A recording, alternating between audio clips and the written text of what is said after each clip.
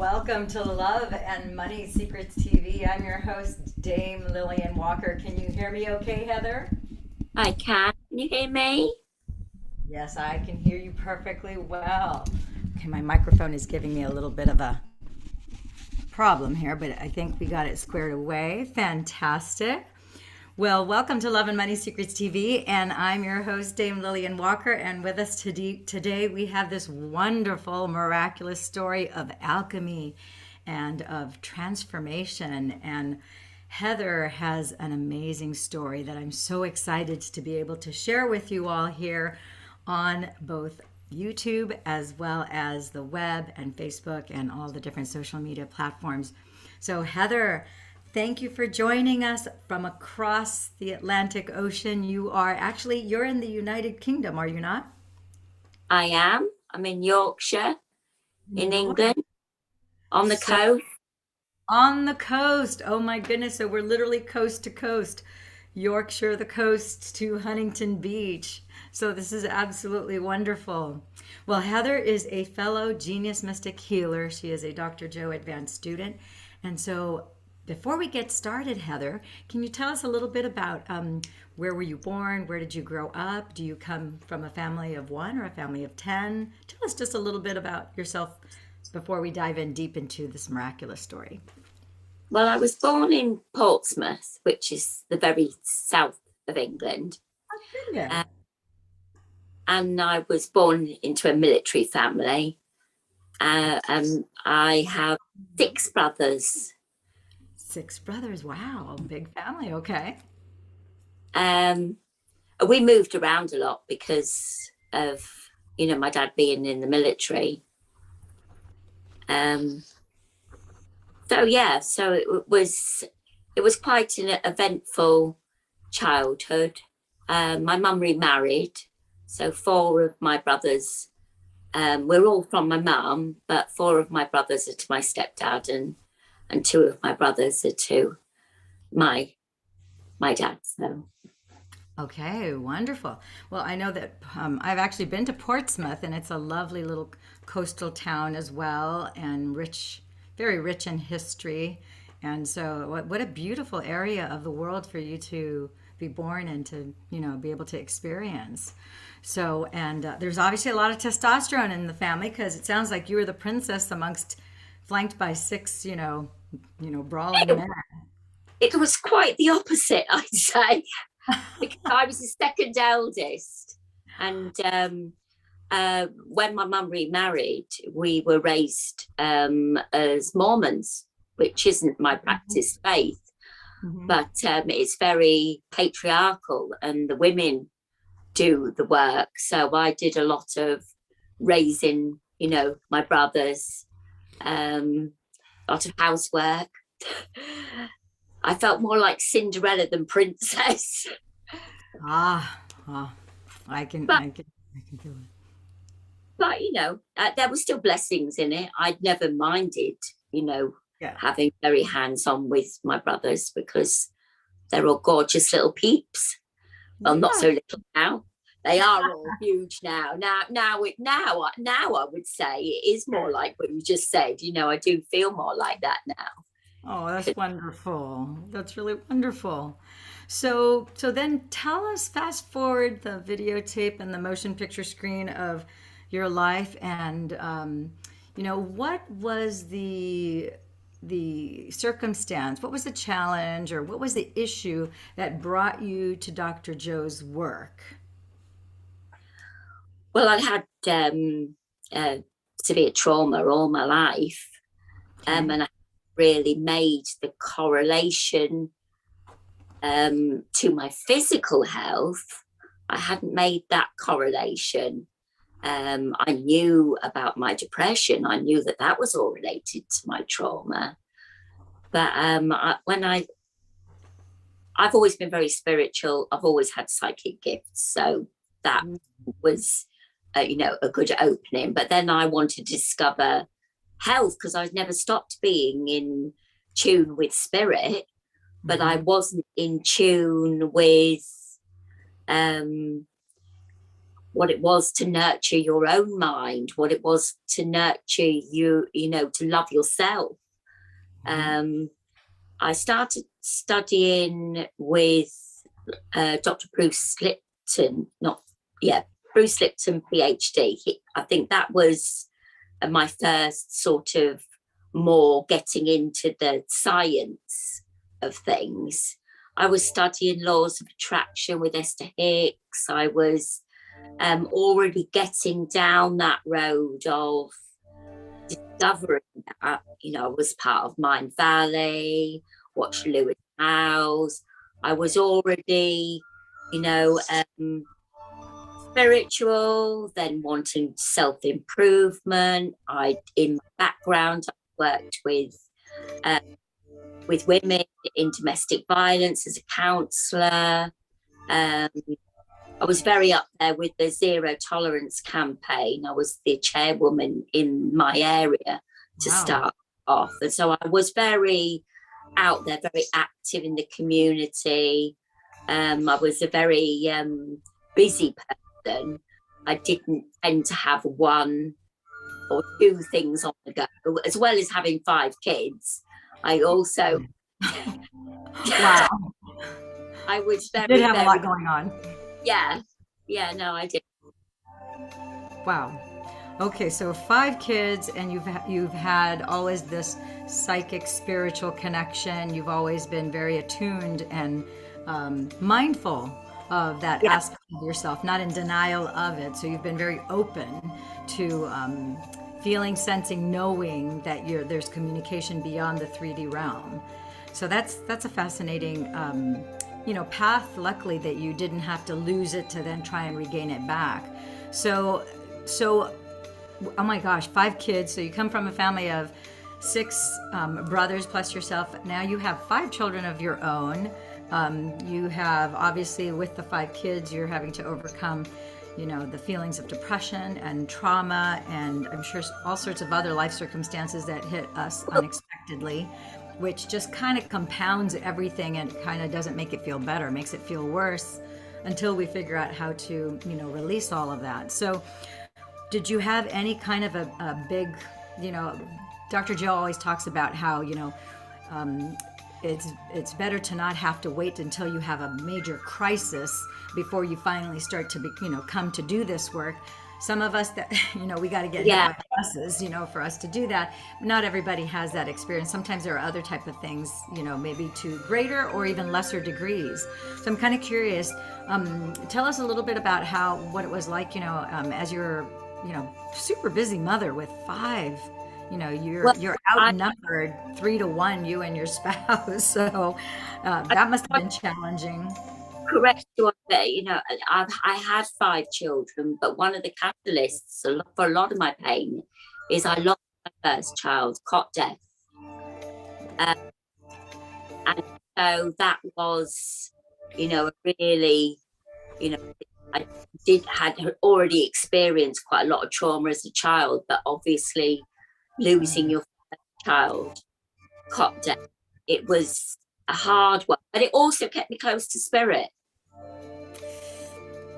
Yeah, because you're asking questions. I'm very heartfelt for you, because I lost my first one. I have 3 kids, but I lost the first one, and that's something that you get to cope with it, with it better over time, and you understand that there's a greater purpose or meaning, and that soul has its own journey, and you eventually can, hopefully, I was able to reconcile with that, but I know that that's a very big pain point for a lot of people. So tell us a little bit more about that, and ultimately, what's most important to you about that, because I think there's a message here for women, any woman, any father who has been in a position where they've lost a child at any point, it doesn't matter whether if it was in utero, if it was right after they were born, if it was when they were 10, it's painful. Yeah, it is a very hard thing to, and if you've lost a child too, that it's something like with it's something you learn to live with. You reconcile it. You learn to adapt. Still be grateful for the experience. felt that was very important to be grateful for it. Yeah. I my pregnancy, that was an earlier one.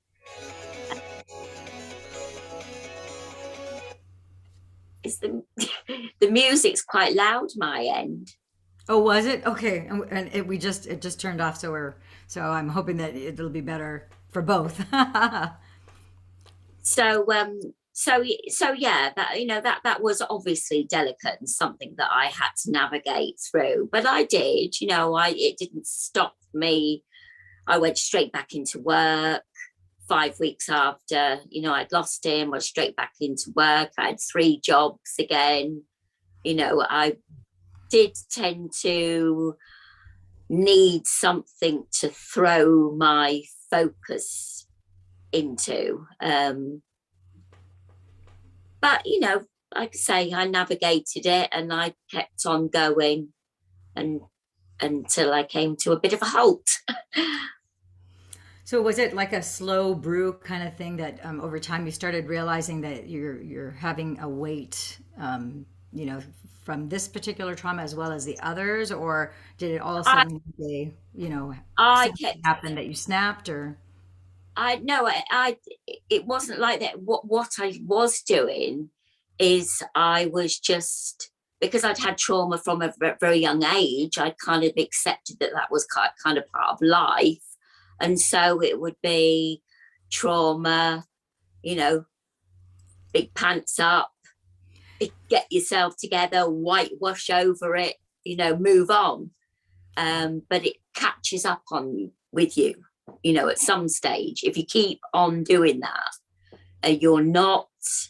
I didn't realize all the subconscious, problems it was causing me, and obviously I didn't know anything about our energy body and our chakras, and I didn't know any of that sort of thing because that was beyond my understanding. I did understand spirit, I could connect with spirit very easily, but I didn't know the science of spirituality as I do now. Yeah. So how did that come into your awareness where you started to realize and recognize and really understand that that there was something greater going on here, and that you could actually, solve this and heal these things that have been festering there for a very long time?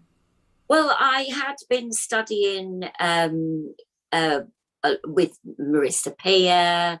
I'd been studying an awful lot, but when I came across Joe Dispenza, when when he talked about being able to visually see that our energy, our the state of the brain, when he could actually talk about everything that I already believed was in there, it just unlocked the door for me.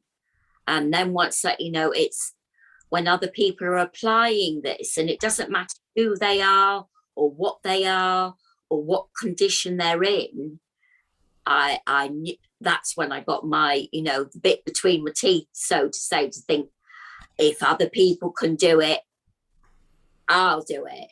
And it did come at a really catalytic point, because my mum had just died. And then my stepdad had just died. And then I nearly died. So the reason that I nearly passed away was unrelated to my cancer, although I had already had several tumours removed. If you don't mind my asking, when did you first get diagnosed with the cancer? I started with cancer about just over 9 years ago, probably approaching 10. But it was just over 8 years ago that I had my first surgery, and I've had 8 tumours removed. But the surgery where I nearly passed away was for a different reason. That was to do with my gut. I'd had 3 cesareans. I'd had 2 normal births and 3 cesareans. And I'd had surgery go wrong. And what was happening was my intestines kept filtering out through a hernia, through a hole. But I would then, I would lose, I'd sort of not eat very much. And then my muscles, I was still trying to dance and belly dance and all kinds of activities, which would strengthen it up again. And then the first bit of bloating, then it would be out again. And I carried on like that for a number of years, undiagnosed. I was just getting iller and iller, and I became practically bedbound for long periods of time. So totally unrelated to the cancer, you had this separate thing. Yeah. Wow, that's a double whammy. Yeah, no, it was excruciating. And I have a mesh. It was a 4-inch diameter hole. That's how big the hole had got, where my insides were just filtering out. But I was so ill and laid down all the time. So when I was being examined, they were saying, well, it must be the colitis, because I was having ulcerations in my black bowel. I was bleeding. So that, I think that they thought that it was to do with that. And it's only when it got that the bleeding was really bad, that they thought that my cancer had gone to my bowel. And so that was the investigation. It turned out, no, it wasn't. It was just a massive hernia. And that needed to be put down. And that's when I nearly died, was because I got septicemia after the surgery. Gosh. Well, so you had a near-death experience then, and it was wild. I watched 3 people die that week around me, but something inside me knew that although I was very close to the edge and I could feel myself, I've had out-of-body experiences before, but I could feel myself just coming in and out of my body, but just in a very relaxed, surrendering way. And everywhere I looked, everything was yellow. It was as if I had interesting. Like this toffee sweets that you get, like a Werther's Original, and you look through the cellophane bit, it just looked like everything was yellow. And I was totally spaced out, obviously, because I was not quite here, not quite there. Wow. But I still home in the pandemic and still did this work and still healed myself. So this happened during the pandemic? Yes. Oh my gosh. So it's compounded with the stress of the pandemic and all the craziness that's going on. Like my mum died, my stepdad died, I nearly died. My relationship had ended just before my mum died. And then we were in lockdown. So nothing and I had back-to-back surgeries on tumours this, in this summer gone in 2021. And I had another tumour come up at the beginning of October, and I dissolved it at the end of October. And not only did I do that, Lillian, I cured myself of decades of depression, seasonal affective disorder. I've gone from 18 monthly prescriptions to 5. My oncology, they have kept cancelling the appointments. They said, right, you're down for more surgery. I sent them photos of the last tumour and with my doctor, and they put it off, and I'm supposed to be going next week, and it's nothing there. I've got photographic evidence. So wait a minute. So you had depression, you had back-to-back surgeries for tumors to be removed. You had 18 prescriptions, which you were able to effectively bring down to 5 prescriptions. You had seasonal, what? I didn't catch what you said. Seasonal something?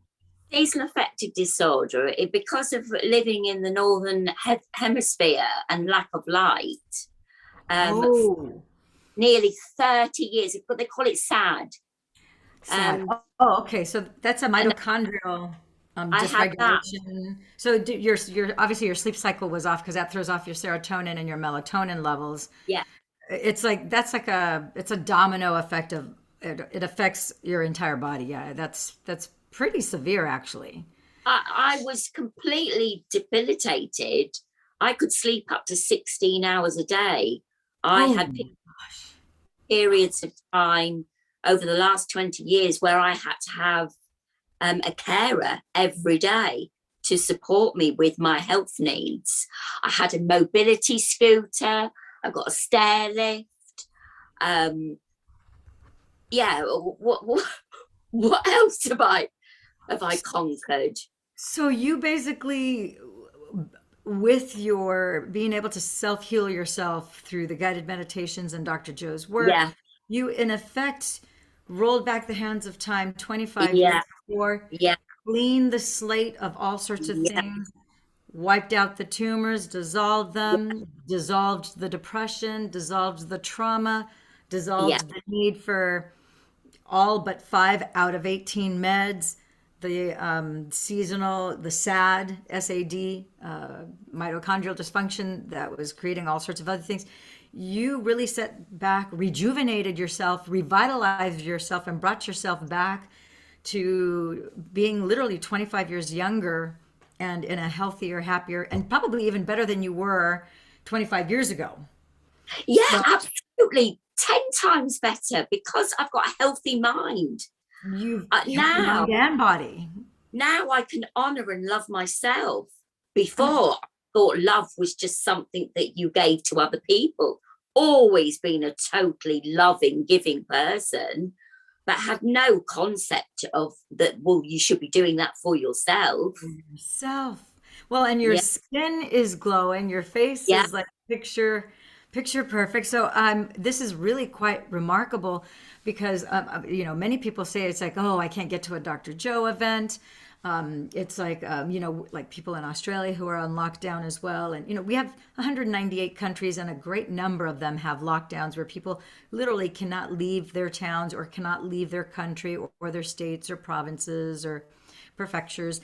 And some of them, that is even more depressing because they're locked down in multiple ways at a time that they need the most, to be able to tune in and tap into this body of knowledge. And the truth of the I matter could, is, go ahead. I, I couldn't even leave the house, let alone leave And for an you event. still did it. You still And succeeded.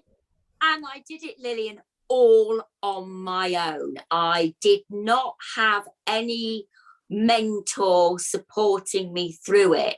I did it by my own volition, by my own studying, by my own willpower, knowing that if I could do it, that I could help other people. And I am a very determined woman.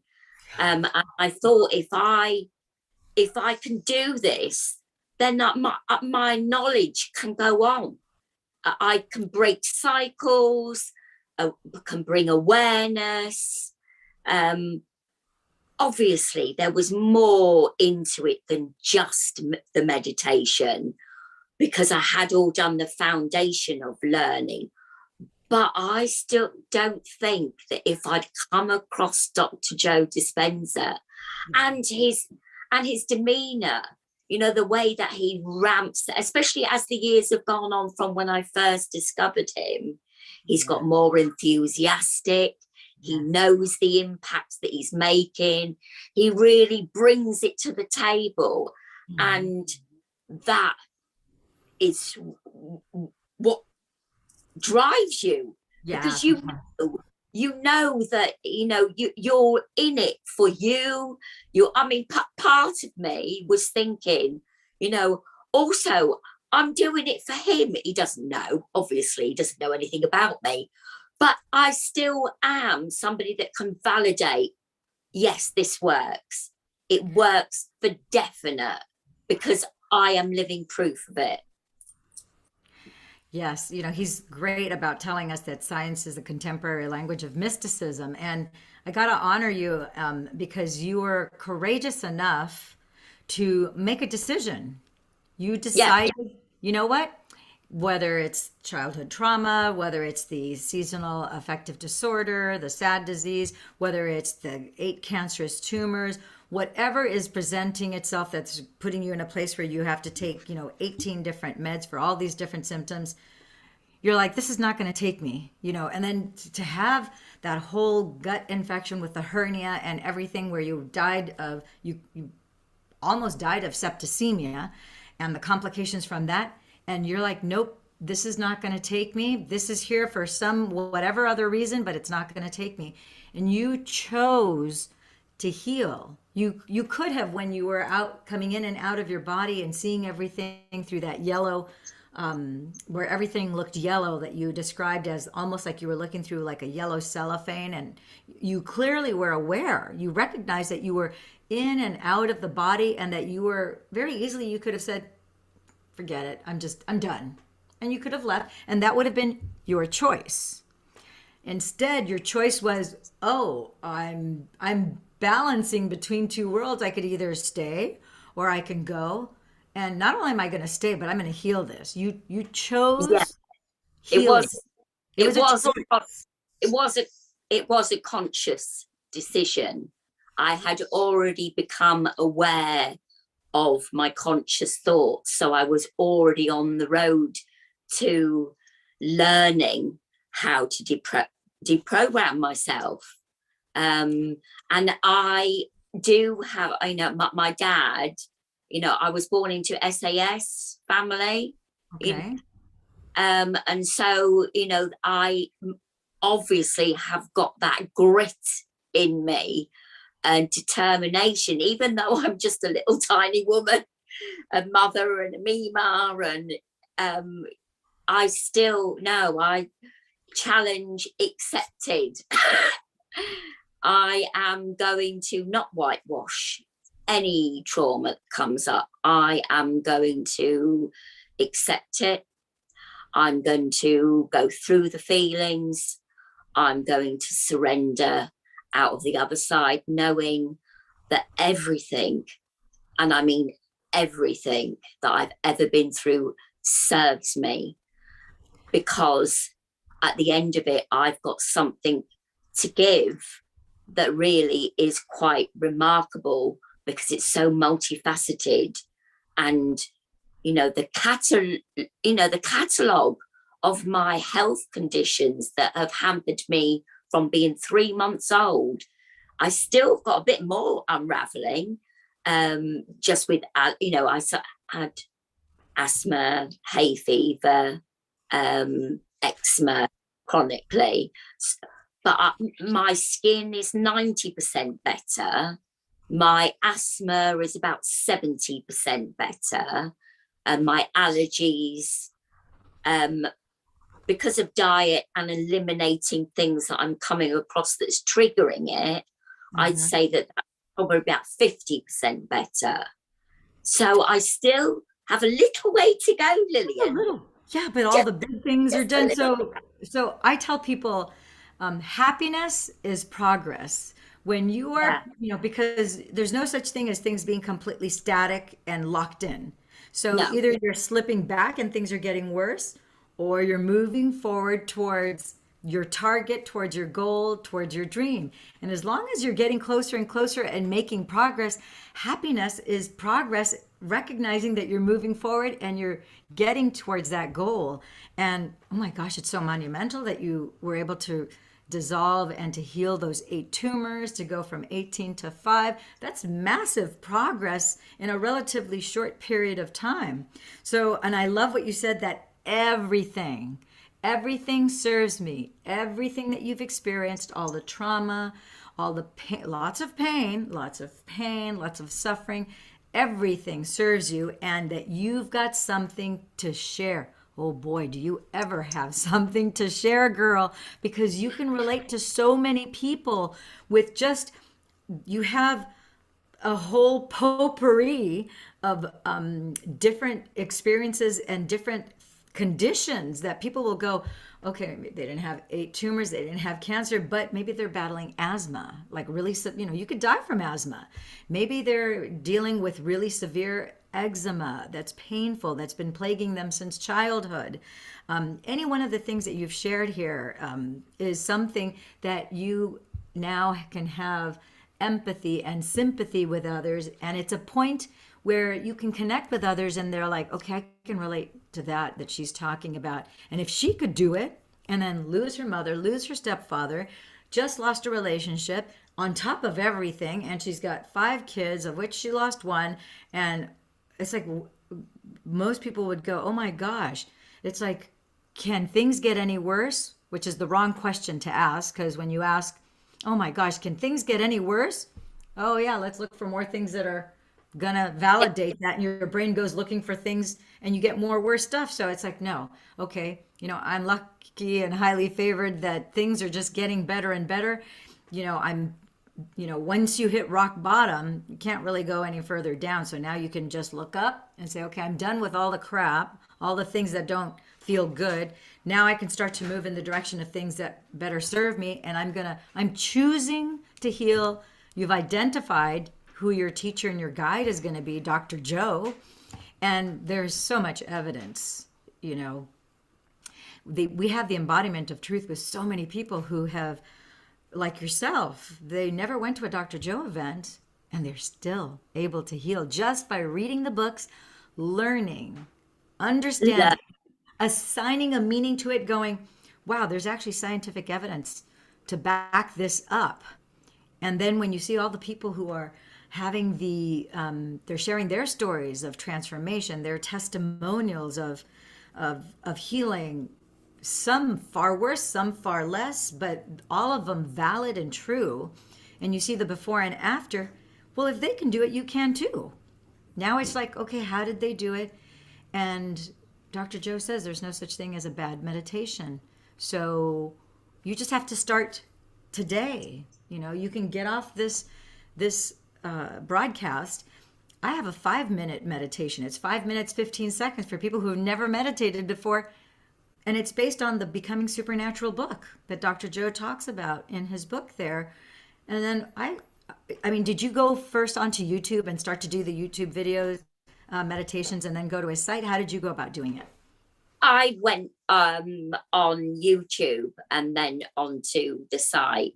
But I did, but that I'd say that Dr. Joe's was the most ramped up, but meditation became a practice thing, quiet moments all the time, putting the kettle off, switch off the mind, listen to the kettle, chopping the vegetables, shut the mind off, listen to the fridge hum, washing up, shut the mind off, listen to the boiler hum.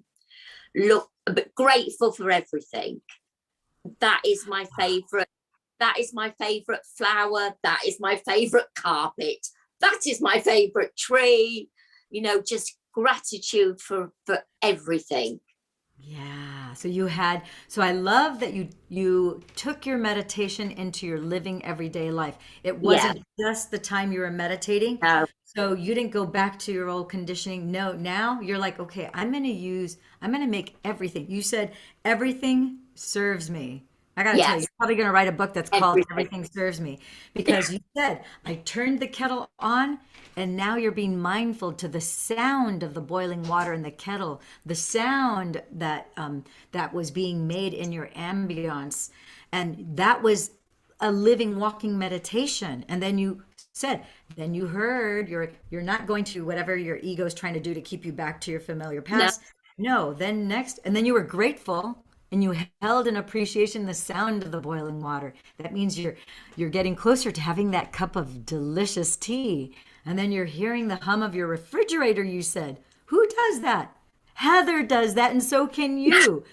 Hearing the hum of your fridge and hearing the birds chirp and feel, like you said, you saw the beautiful flower in your house and you're like, I love that beautiful flower. You're appreciating with a grateful, loving heart the color, the texture, the shape of that beautiful flower. You could have had that flower absent, but no, the flower was present. And so you're appreciating what you do have, which opens your heart to receive more, including healing. And obviously you have in effect changed your chemistry, because that feels better instead of feeling bad about, oh, I'm noticing this pain. And the more you notice the pain, the more the pain grows. Like, no, now because you're bathing your body with endorphins and this positive feeling, guess what? That pain starts to go away, which is actually evidence of the healing also taking place. Yeah.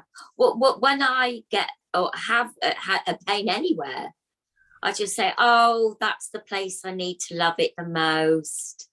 I'm going to send it some love. What can we think of? I love my crystals.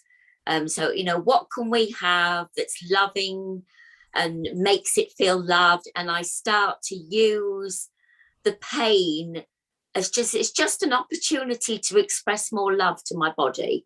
It's just another excuse to think of something I'd like to put in my body, something, whether it's, fresh fruit, or whether it's I want to have a nice salt bath, or whether I want to have, use my essential oils.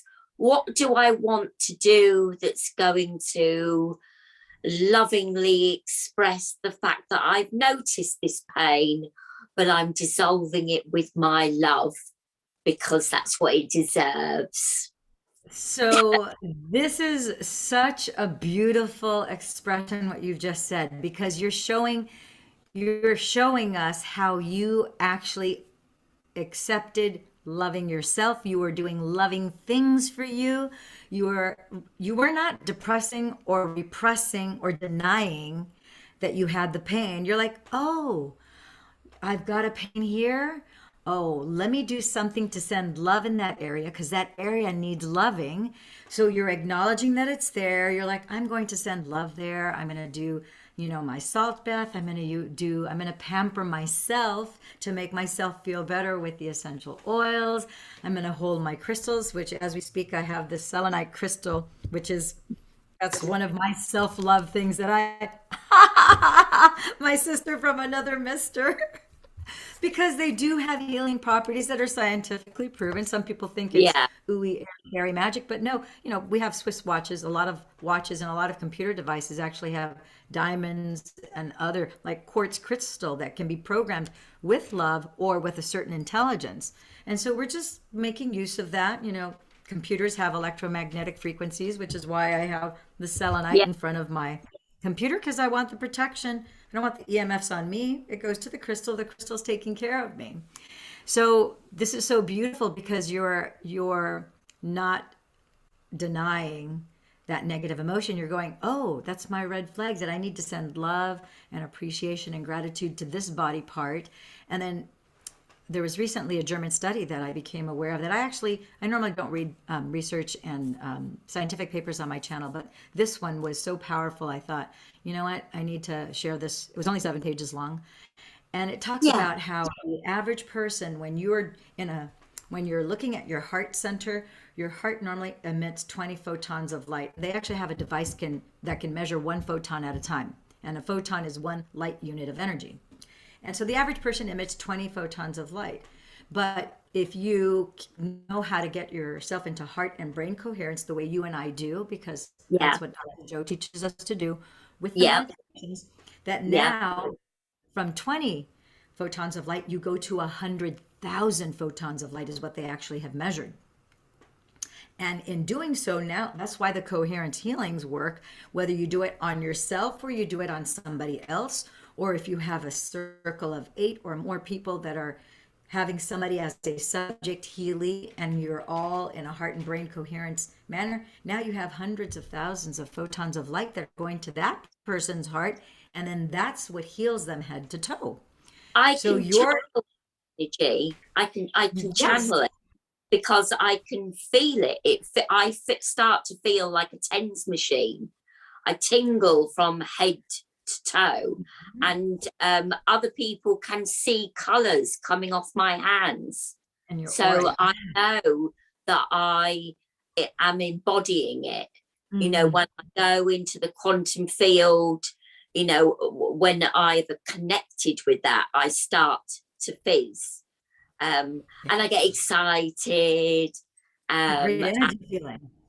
and I know that I was destined to be a healer. I've always been in that sort of way, but I never knew that I could channel it, that people could feel it, touch my fingertips and they can feel the energies, when nurses have come to sort my wounds out. It's okay, I'm doing it. And I'm a healer, I'm doing crystal healing, and they can feel Mhm. the energy Yeah. from fingertips, and that's strangers. It is. It is. It is. But you know what? You've been a healer in previous Yeah, life. This is I not your know. first go around. No, Hmm. I know. I have been through the shaman experience with Alberto Vivado through the same period, and I remember all my lifetimes I've taken my consciousness back to 0 point, where I have no body, I have no needs, there's nobody there. I just feel I feel like I'm almost encased in a crystalline structure. I have visuals, I see geometric spinning shapes, but there's nothing else there. And I remember many lifetimes now, and they mostly are connected to the temples. I am a temple worker, not in all of them, but I work around that, so it's activated. It's activated all that. It has, I've been a tarot reader for over 30 years, but Oh, so you're very attuned to the energies. yeah, I've always been that way. Always been that way. I'm quite telepathic with my kids. Yeah, no, I've always been that way. But since doing this, since doing the healing on myself, my Mhm. spirituality is way off the scale that it ever was It's before. magnified. Oh, massively, Yeah. massively. So this is really exciting and wonderful information because we all need somebody. No one is an island unto themselves. So you needed Dr. Joe, I needed Dr. Joe. Some people also need people in between, Dr. Joe and themselves because you can't reach Dr. Joe on a one-on-one. You definitely can reach, listen and watch his YouTube videos from all the many, many interviews that people do with him, and also from his YouTube channel, which I encourage people every day, just get on there and check out the stories of body and mind transformation that they have there that are really quite exquisite, quite encouraging. There are things that you will learn from the different people that share their stories, just like you. You have I that don't, distinction of, I don't think that anybody can't learn something from it and gain something from it, no matter, even if they don't feel that they've got any spiritual gift. It will certainly, just learning absolutely. to love And yourself, feel. and just be, if you just Yes. start being aware of your thoughts, start practicing Yeah. loving yourself and appreciating yourself like you would the most treasured, lovable person that you have ever loved. Start treating Absolutely. yourself with the same honor, Yeah. because if we fill ourselves up, we got more to give, Lillian. And that has always been my, well, it used to be the thing I used to beat myself up about, was the fact, why can't I do more? Why can't I do more for my kids, do more for my grandchildren? Why haven't I got as much to offer as some other people? And it's, well, every avenue. Unworthiness. Yeah. Yeah. So even someone who's listening or watching to this broadcast, if you've always wondered, it's like, what? How do you do self-love? How do you open your heart? How do I live my life with an open heart? How do I learn that act of self-love? I don't even really know what it means. I'm even maybe questioning what love means as just a general thing. You know what? This work will teach you that and so much more. And I want to encourage people, who are watching this. Is there a way for, I know that we connected through Facebook, and I want to Yeah, show people here your Facebook profile so that they see you there. We'll go thank ahead you. and put your Facebook link in the description of this show so that people can click on that Facebook link and then go find you. It's Heather Newham. And, but you are open to guiding people and connecting with them and Yeah, helping them heal and I, facilitating that process so that they can move towards happiness and wholeness. I am at the moment on Facebook doing mentoring because I'm going to start. I'm going to go into business at the end of March, so that I can start teaching what I've learned, because I learned from so many different doctors and so many different people. What are all the common threads between them? What are the tools that work for the masses without contradiction? What's it on their hymn sheets?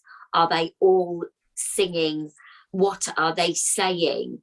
Not just, I've got my spiritual side, but this is science, this is health. I'm talking about vibrational healing, chakra healing, color therapy. I'm talking about encompassing so that there's a different flavor for anybody, and to make it simple, to make things as least complicated, that they can pick their little fruits, they can pick their little tools.